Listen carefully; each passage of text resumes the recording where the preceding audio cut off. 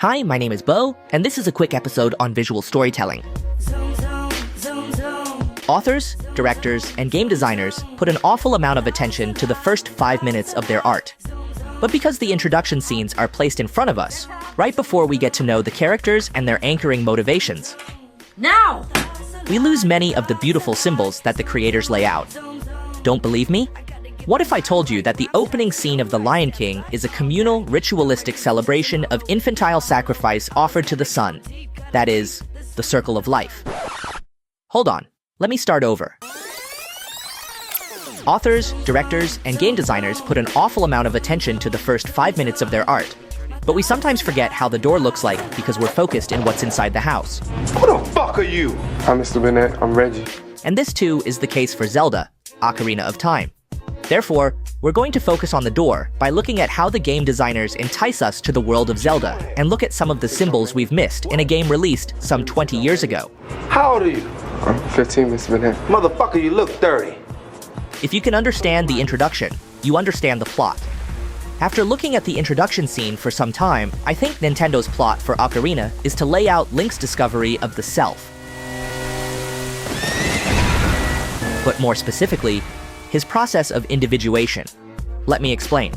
Ocarina of Time opens with a prophetic nightmare, and Link's dream is filled with archetypal symbols, ranging from the anima, shadow, and the wise old man. Coupled with the hero himself, you have a quartet of symbols of the self nicely weaved into a coherent story in just under 40 seconds.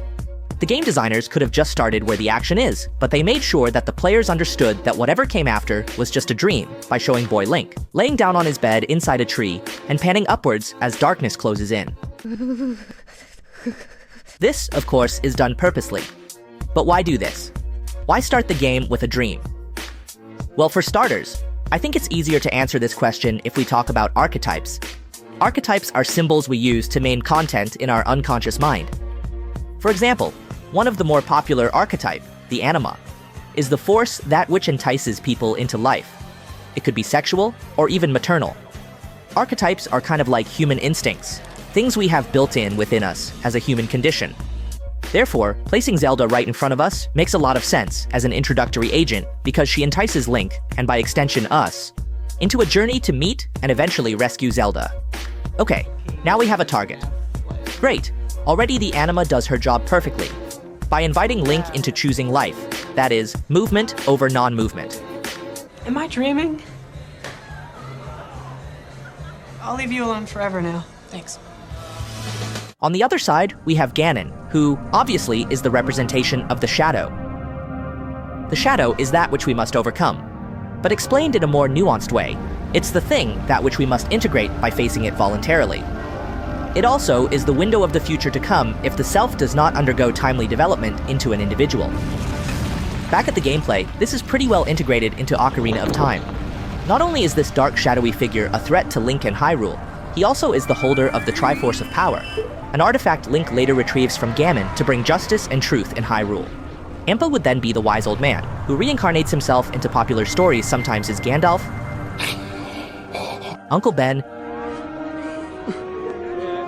or even old Obi-Wan Kenobi. You know him? Well, of course I know him. He's me.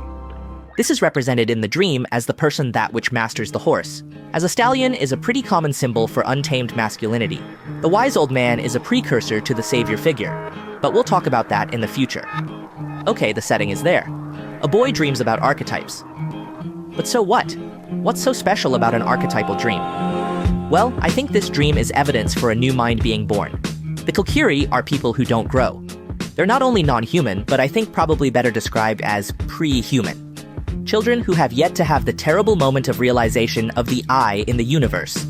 That eerie feeling of detachment probably never reached Puamido's head, and probably never will. I posit that Link is no different from the Kokiri, and for all intent and purposes was Kokiri up until the dream. The reason I think Link becomes human, or becomes essentially alive, is because the dream is a nightmare. I think suffering can act as a catalyst for consciousness, because you become aware of something that you can feel. In this context, Link leaves the forest, and develops paths pre-human, because he doesn't want the dream to happen, or because he doesn't want to suffer the nightmare.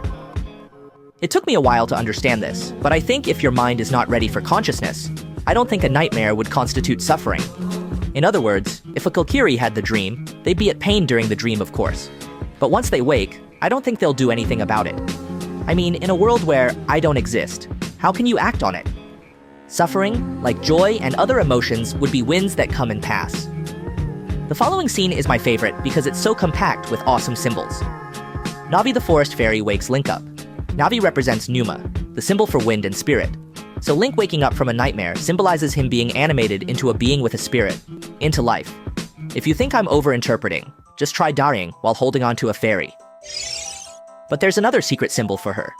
Navi is the attention module. Press on her, and Navi will tell you what to pay attention to. I think this is pretty cool considering if you subscribe to my theory so far, Nintendo, intentionally or not, is saying, that which gives life is the ability to selectively pay attention to and being aware of things. But do you guys know what the symbol for attention and rejuvenation is? It's the Eye of Horus. Terrific. Listen. The Hawk's Eye gives Horus the ability to be aware of the right thing at the right moment, a representation of foresight as well as youth and revolution.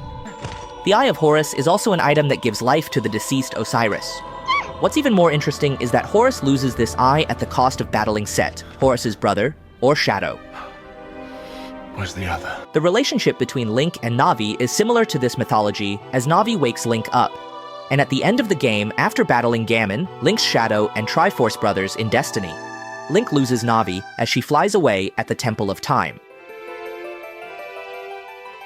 Basically what I'm saying is that this introduction sequence to Ocarina of Time is about a Kokiri toddler growing up and gaining consciousness into a Hylian boy waked by the Eye of Horus, who gives him the ability to pay attention to archetypes so that he, and the world, may not suffer anymore.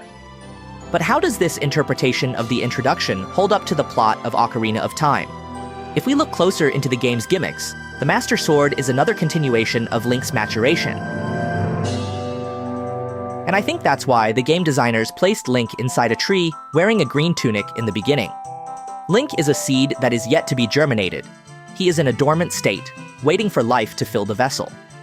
Another interpretation, of course, is that we, as players, link our lives to his. Nintendo achieved all this in under 5 minutes.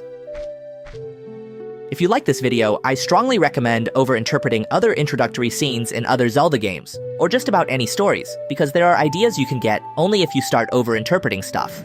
And don't be afraid of being lost in ideas. Because as Captain Barbosa once said, Aye, we're good and lost now. Lost! For certain, you have to be lost to find the places can't be found. Elsewise, everyone would know where it was.